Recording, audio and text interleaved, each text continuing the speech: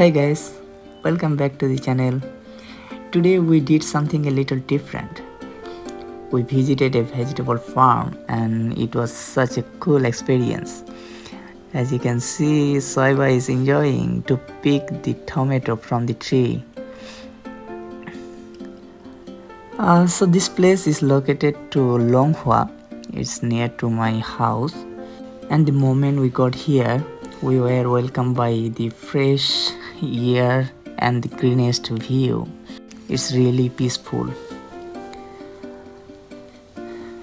So we got to meet some amazing farmer who show us around and they explain how they grow everything. Actually, all are organically without any harmful chemical. Very fresh vegetable.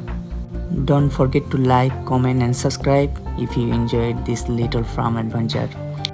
See you in the next vlog. Bye bye.